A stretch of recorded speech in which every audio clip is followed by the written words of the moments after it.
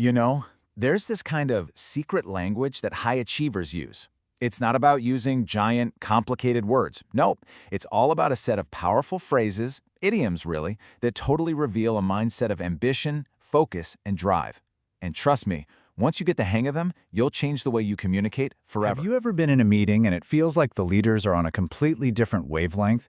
It's like they're using this conversational shorthand, these little phrases that are just packed with meaning about vision and getting things done.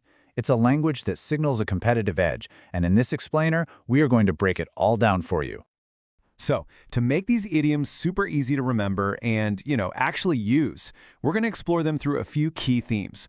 We'll look at high performers talk about aiming for the top, how they approach flawless execution, how they think about competition, and finally, how you can build this into your own power vocabulary. Okay, let's dive right in. First up, aiming for the top. This is all about the language of big picture thinking. These are the phrases that signal you're not just focused on the next step, but the entire staircase. It's about setting a direction that really inspires action. Let's start with a real classic, raise the bar.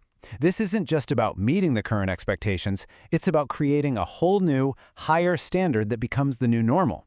It's a powerful signal that you're committed to excellence.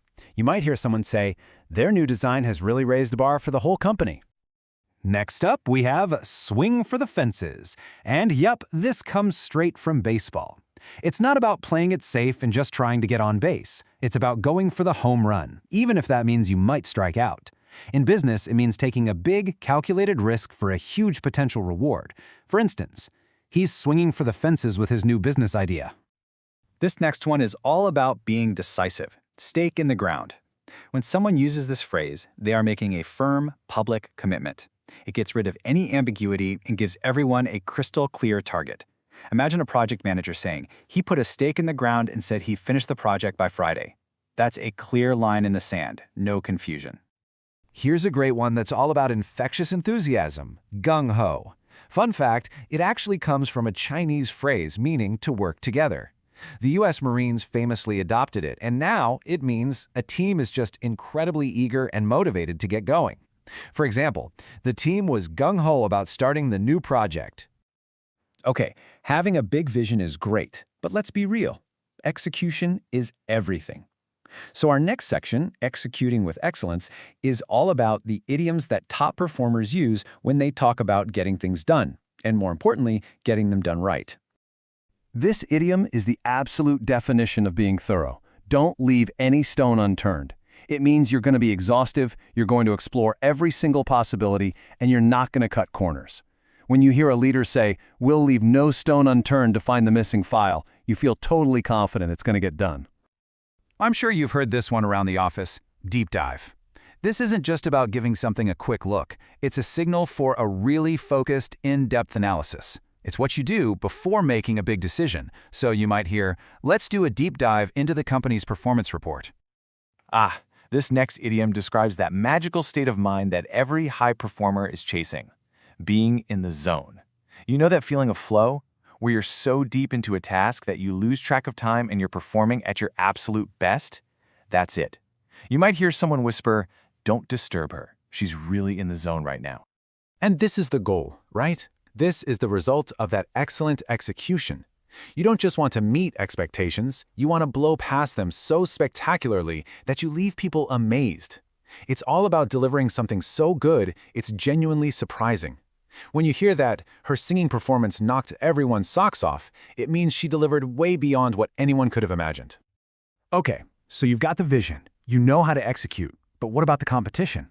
Well, our final section, Playing to Win, is all about the language of strategy, negotiation, and thriving in a competitive world. I love the visual for this one, leapfrog. You're not just inching ahead of someone, you are literally jumping over the competition. It implies a huge, rapid jump forward, usually through some kind of innovation that lets you just bypass everyone else. For example, the new app leapfrogged all competitors in just a few months. This idiom also comes from baseball, and it means you're getting serious. You're taking a tough, no-nonsense, aggressive stance, especially when you're negotiating. When you hear that, the manager decided to play hardball during salary negotiations, you know that compromises aren't going to come easy. The time for being nice is over. This is the perfect phrase for when a competitor, especially an underdog, puts up a surprisingly tough fight. It's when they give a run for their money. They might not actually win in the end, but they make the favorite work really, really hard for it. A great example is, the new player gave the champion a run for his money. And our final competitive idiom is a really strategic one. The squeaky wheel gets the grease. Now, this isn't just about complaining. It's about being persistent and vocal to get a problem solved, because you understand that in a busy world, the issues that get raised the most are often the ones that get the most attention. So what's the big takeaway here? We've just gone through 12 incredibly powerful idioms that, when you put them all together, create a complete mindset for success. Let's do a quick recap of how you can build this new power vocabulary.